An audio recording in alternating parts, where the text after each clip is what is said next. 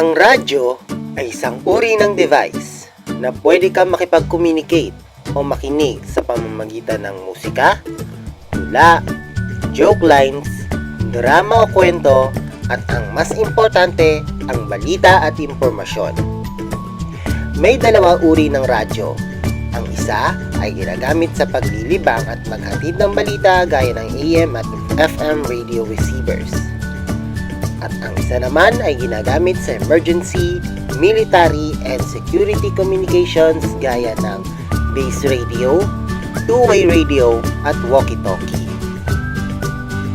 Sa panahon ngayon, may mga iilan na lang ang nakikinig ng radyo at nakatutok na lang sila sa internet, gaya ng panonood ng YouTube at iba pang mga social media sites na kahit anong makukuha impormasyon kahit fake news.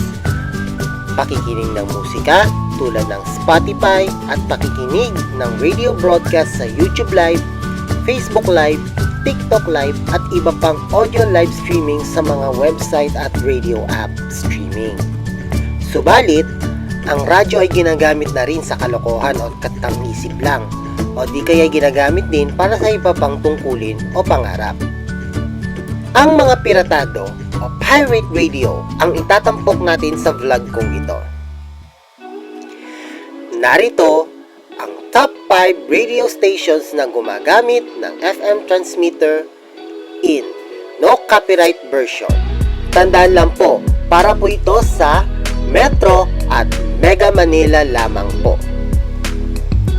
Bago tayo magpatuloy, kung bago ka lang sa channel ko ay huwag mong kalimutan mag-like, mag-subscribe at hit ang notification bell para updated ka sa mga videos ko at huwag mong kalimutan i-like ako sa Facebook at i-follow ako sa TikTok.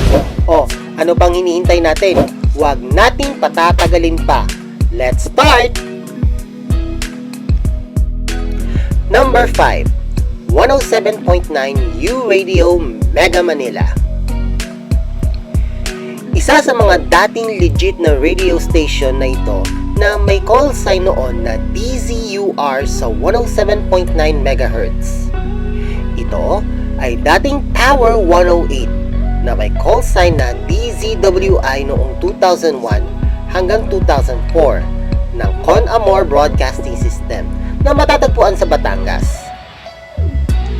2005 na nag-format sila ng music na pang party-party at pinalangalang ito na Underground Radio o U-Radio.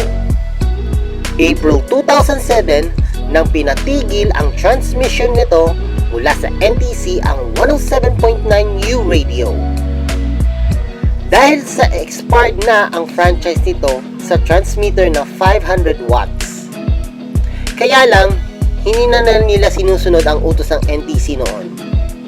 April 20, 2013 nang ni-raid ang transmitter site nito sa Quezon City ng mga taga-NTC. Kasama na rito ang mga kapulisan at ang kapisanan ng mga broadcaster ng Pilipinas o KBP.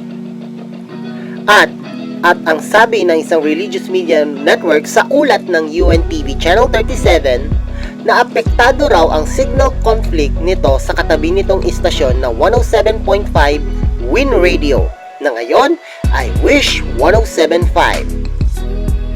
Pero nagpatuloy ang broadcast nito sa online live streaming hanggang 2010. May mga gumagamit din ng frequency nito gaya pa ng isa pang di kilalang pirate radio station na classical music ang tugtog. Sa ngayon, sa hirap ng paghahanap ng inyong lingkod, ay nahanap natin ang audio live streaming recordings ito sa SoundCloud at dinownload ko ito. Narito ang promotional ad nito. Pakinggan natin. People in the house! You radio listeners unite. Fight. The party series you've all been waiting for.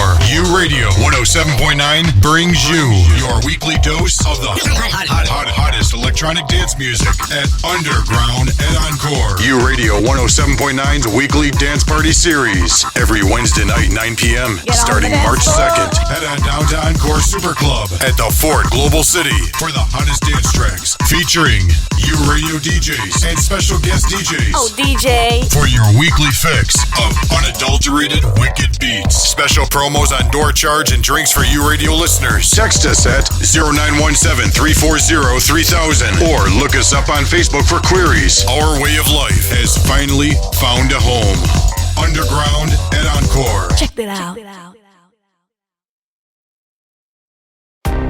Number 4, 98.3 Radyo Kontra Droga sa Paco, Maynila. Ang FM radio station na ito ay matatagpuan sa Paco sa lungsod ni Orme, ang Maynila. Nang nagsara ang lehitimong FM station na Polytechnic University of the Philippines na DZMC 98.3 FM. Agad kinuha ang frequency nito kay Ron Flores Cruz, isang solar panel distributor.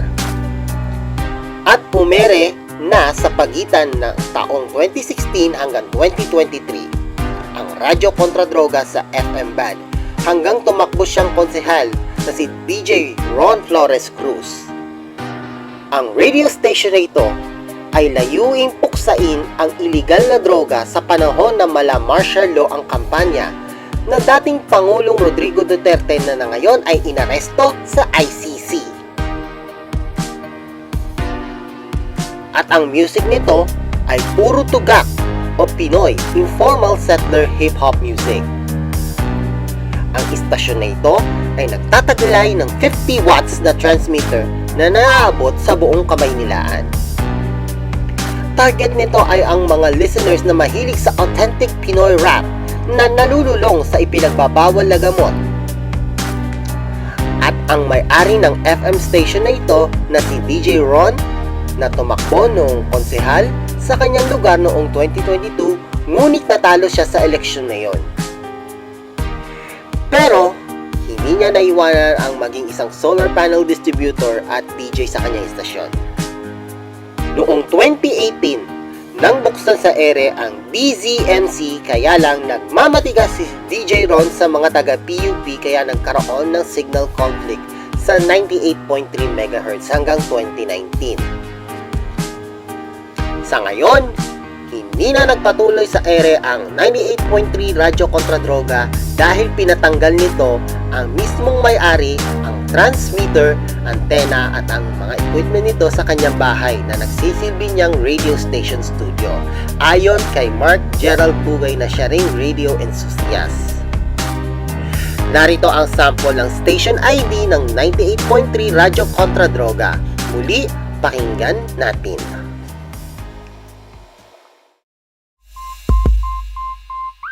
Ito ang 98.3 Radyo Kontra Droga.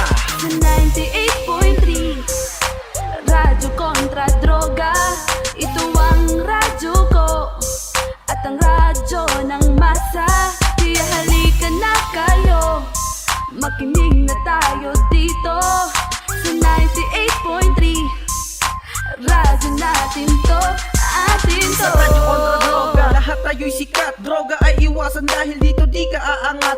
Pamilya masisira, buhay pwedeng mawala. Kaya halika na, tara makinig ka na. Makinig ka na at mag-isip-isip ka na. Habang ang buhay mo ay di pa malala, habang may oras pa ay magbago ka na. Huwag kang magpadala sa sinasabi ng iba. Ang musika, yan ang dapat mong gawin. Ito'y tutukan mo at tuunan ng pansin. Droga ay iwasan at dito mo ibaling. Ito ang paraan para dito ka mahumaling. Sa Radyo Kontra Droga, sa Radyo Kontra Droga, sa Radyo Kontra Droga, sa Radyo Kontra Droga. Sa 98.3 Radyo Kontra Droga. Ito ang radyo ko at ang radyo ng masa. Kaya halika na kayo, makinig na tayo dito.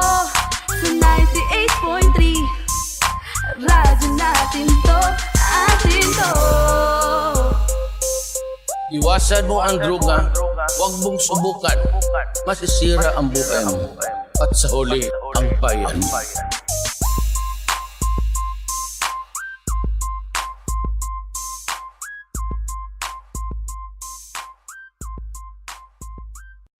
Number 3, 99.9 Radio Manila, o Radyo Chinoy 99.9 FM sa Malate, lungsod ng Maynila.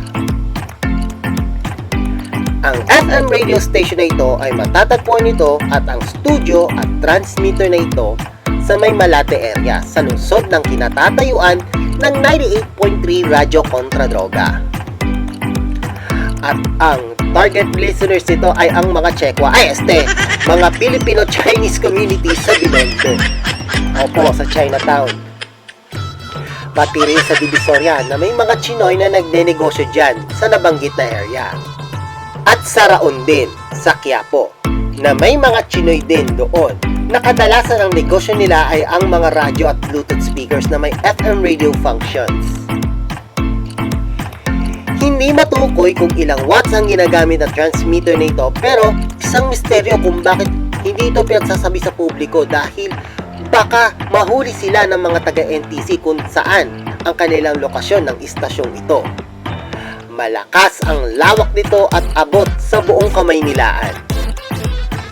Sa ngayon, nawala din sa ere ang 99.9 Radio Manila noong pang December 25, 2023, araw ng Pasko, dahil sa hindi malaman na dahilan. Narito ang air check ng broadcast ito sa pamamagitan ng Facebook Live at ang programa ay gumagamit din ng salitang Tagalog. Pakinggan po natin. Bueno mga kaibigan, lumipad na naman po ang Agila dito po sa Everwin Hotel, dito po sa Lucky Win Hotel. Siyempre alam nyo na, lagi kong binabanggit sa programa ko, sa Facebook program ko, ito hong isang taong talagang agilang tunay. Kanina nga ho mga kaibigan, nakita ko ng personal, may pumasok ditong isang aping Pilipino, hindi pa man bumubukang bibig, mga kaibigan, ay dumukot na itong aking kumparing si Boss George Liang. Okay mga kaibigan, magandang tanghali po sa inyo, hapon na pala. Siyempre po, galing po ako sa public service dito ho sa pamunuan ng mga grupo ng mga tunay na agila. Yun hong kaibigan ng programang ito, Radio Guardian Chinoy, Radio Malate. Mga kaibigan, muling nagbabalik ang isang agila na tunay. Dahil mga kaibigan, ito hong, alam nyo, itong aking kumparin George Liang, pag hindi ho binuksan natin muli, nag-pandemic ho mga kaibigan, pasensya na ho kayo, na-miss nyo si Mr. Lonely. Pero muling nang babalik katulad ng sinasabi ko mga kaibigan, ang isang ginto, ang isang ginto, tambunan mo man ng tambunan ng lahat ng problema.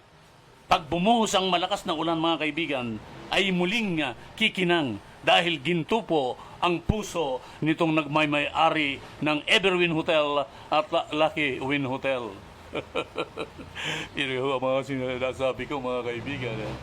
Kaya dito sa ating Lalawin at Agila sa Malacanang, huwag na ho tayong magkritiko. Kasi ho mga kaibigan ang gawin natin, magkaisa na ho. Yun hong pangako ng ating Pangulong BBM na halaga ng 20 pesos sa 1 kilo ng bigas, mga kaibigan. Magaganap po yan Wala pa naman 2 kilo Mr. Lonely, para kang Marcos Loyalist Hindi ho, wala ho tayong kinakampihan dito. Wala tayong sinisino rito. Pag mainam ang ginagawa mo, katulad ng ginagawa ng kumparing George Liang ko, na pag may lumapit na aping Pilipino, parang si Jess Lapid, mga kaibigan. Yun ang kailangan nating namumuno, mga kaibigan. Ngayon doon naman ho sa mga nanalo ngayon. Anong payo ni Mr. Lonely, mga kaibigan? Ang payo ni Mr. Lonely sa inyo, huwag na ho kayong mag-greeting, siyeka nga. Huwag na kayong magpatudyata. Yung gagastusin nyo, doon sa inyong pag-greet, itulong nyo na lang sa mga bumoto sa inyo.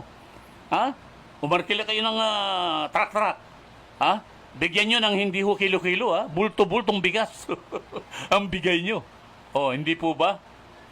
Yun ho mga kaibigan ngayon ho ako yung nagpapasalamat mga kaibigan. Biglaan ho ito alam nyo naman ho ang inyong lingkod. Since 1999, up to now, ang programa namin mga kaibigan, ni paring Boss George Liang, 4 na taon ho kaming nahinto mga kaibigan. Dahil unang-una, siyempre, sumunod tayo sa patakaran ng mga ating pamahalaan na talaga naman tayo muna ay ay sumuklob muna sa ating mga higa.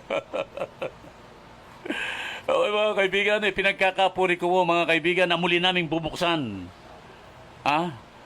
Katulad ng sinabi ko mga kaibigan, yung hinalimbawa kong ginto mga kaibigan. Sandamukal man ang problema mga kaibigan, pag tunay kang naglilingkod kay Juan de la Cruz. Eto na nga ho mga kaibigan, muling nagbabalik si Mr. Lonely. Na isang agila mga kaibigan, na talaga naman aagapay sa ating mga Pilipino. Alam mo Mart, tayo pag bumabanat tayo, meron tayong doble banat, doble latay. Kung walang pagbabago, ilalaglag ka ng dalawang agila, Boss George Yang at Jun Agila. Meron tayo meron ticket tayong dipindot niyo. Mga kaibigan, inuulit ko mga kaibigan. Hindi sa itinataas ko ho ang kalalagayan nitong kumpare kong si Boss George Yang. Kita niyo naman, Everwin Hotel, Lucky Win Hotel. Inaanyayahan ko kayo, kahit barya lang ang pera niyo sa bulsa, hindi kayo mapapaya kay Boss George Yang. Lalo na kung taga-probinsya kayo. Ipaliwanag niyo lang kay Boss George Yang ko. Boss, kinapos yung pera namin Gusto namin, nabalitaan namin yung Lucky Win Hotel mo at yung Everwin Hotel mo ang sabi, narinig ni Mr. Lonely, pwede akong magpalipas ng gabi. Asahan nyo, hindi ho ako mapapahiya, mga kaibigan. Kaya binabang... Number 2, 101.9, 101.5, at 102.1 The Anchor Radio ng mga Baptist Church sa Kalakhang, Maynila. Ang FM radio station na ito ay pagmamayari ng mga ilang mga reliyosong Baptist Church sa buong Pilipinas. Hindi lahat ng religious radio stations ay legit. May prangkisa mula sa Kongreso at may lisensya mula sa NTC. Meron ding pirate religious radio stations na ganito. May mga vlogs ng mga radio enthusiasts na nag-i-install ng mga FM transmitters sa kanilang mga simbahan o gusaling sambahan para marinig sila sa labas, mapabahay man o car parking.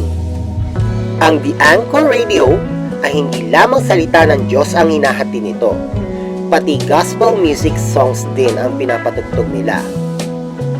Dahil sa low-powered FM radio station nito, ang The Anchor Radio, iba't ibang frequency at iba't ibang lugar ang nagbo-broadcast nito sa Metro at Mega Manila. Una sa Parañaque sa 101.5 MHz. Sa San Pedro, sa probinsya ng Laguna, sa 101.9 MHz na dating pagmamayari ng ABS-CBN pagkatapos mapaso ang prangkisa nito noong May 5, 2020 sa call sign na DWRR 101.9 sa Mega Manila at 102.1 sa Santa Maria, probinsya ng Bulacan.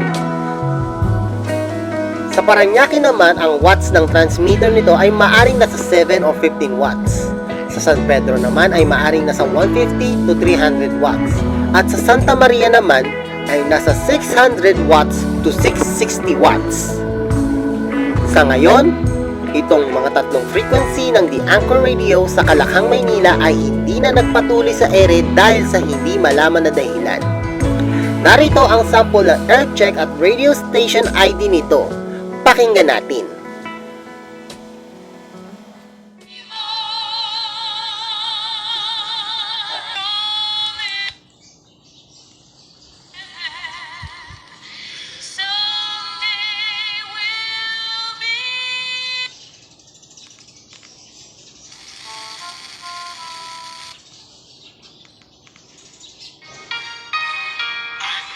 Jesus came, glory to his name. Oh, what a friend is he. He so freely gave his own life to save from unto sin set free. I've got that oil, got that time religion. My heart is.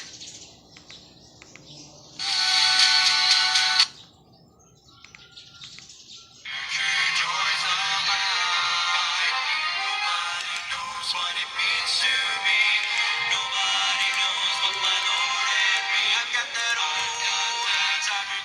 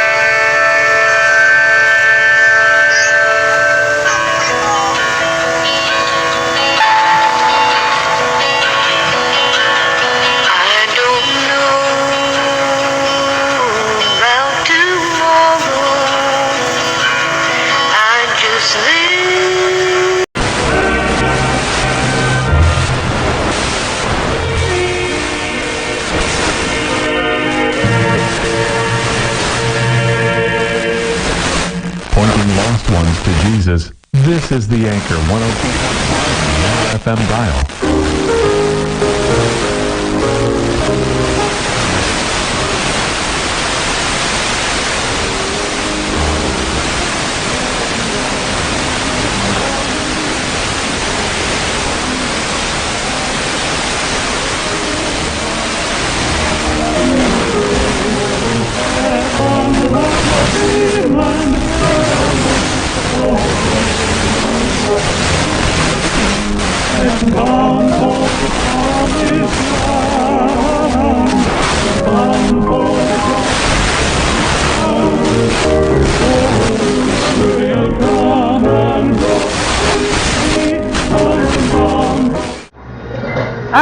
At ang top 1 sa ating top 5 po natin ay, pasensya na po pag sinabi ko po ito, magyayabang na naman po sila. Yan.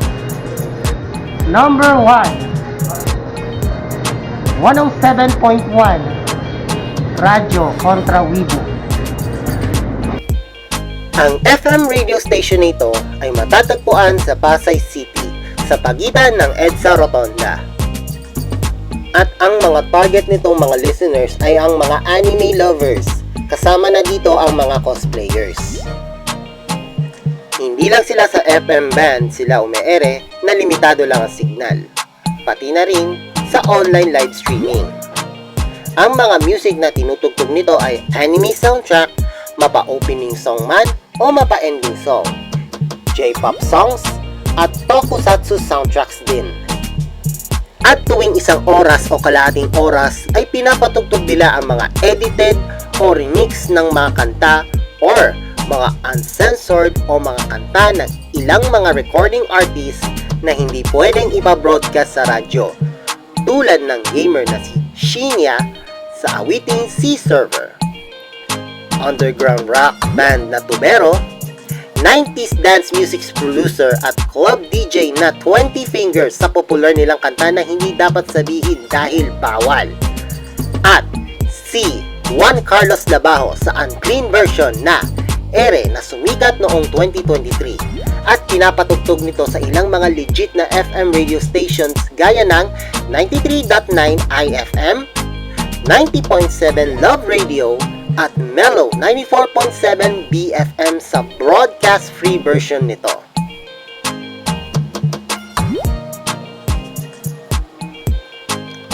Ngunit, ang admin at ang mga DJ nito na si DJ Normie, DJ Takgu at DJ Bulabog ay tila nagmumura sila sa ere na ikinagagalit ng ilang mga nakikinig at puro kabastusan ang pinagsasabi sa ere.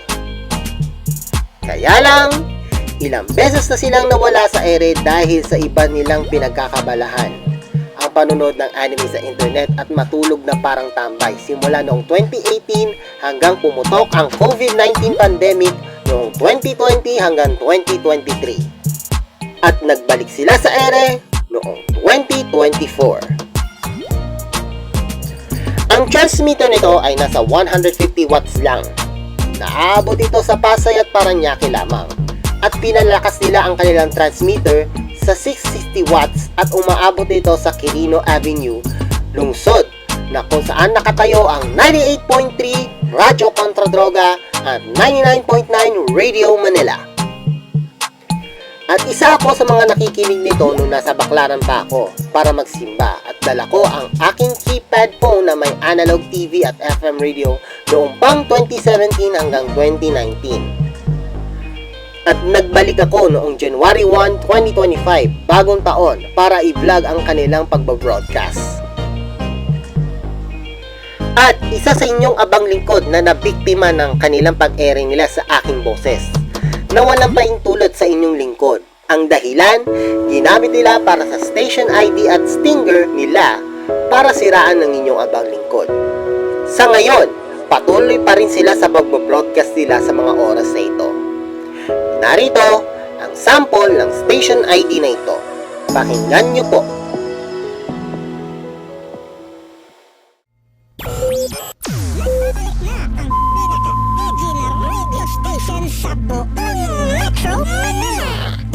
Putang ina mo! Mas pinalaki. Mas pinalakas. A station that doesn't give a shit. I don't give a shit. As featured by Esquire.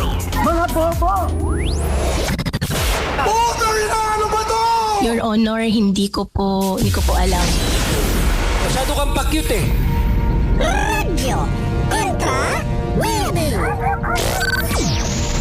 Edgy na.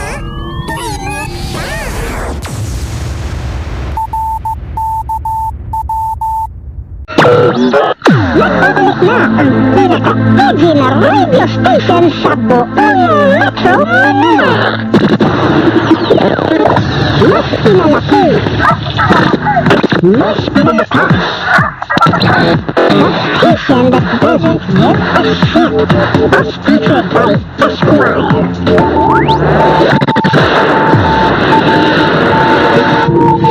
Radio Kontra Webu. Edgy na.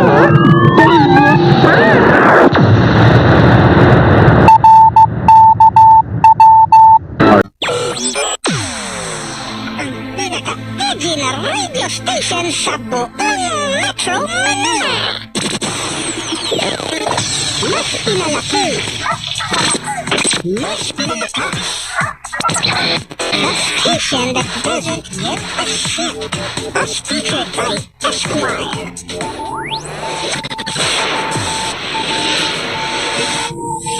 Radio Kontra Webu.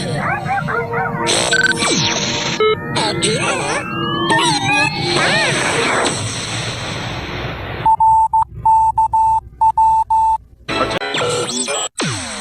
Ang pinaka-edgy na radio station sa buong Metro Manila.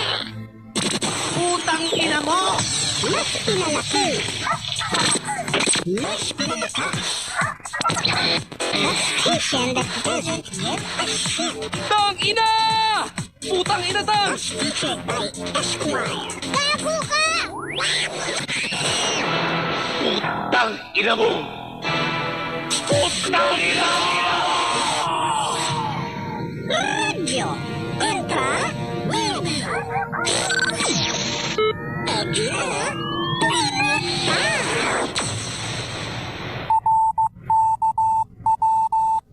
Put. Putang ina mo. Gago ka. Gago ka. Gago ka. Radio Kontra Webu.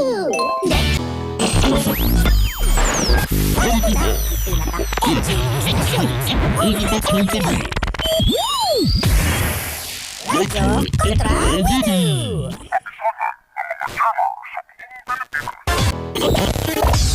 Radio Kontra Webu.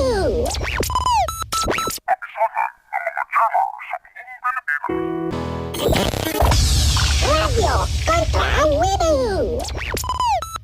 Pusit! Bakyo! Putang ina mo, gago ka! It's Radio Kontra Webu. Edgy na, brain rot pa! OKW! Edgy na, brain rot pa! お姉さん、メトロマニラのエジーラジオ局は何ですか？ Putang ina mo!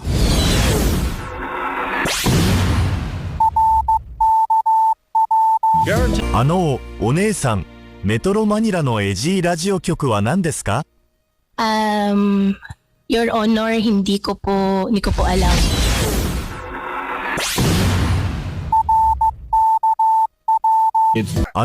お姉さん、メトロマニラのエジーラジオ局は何ですか？ Putang ina ninyong lahat.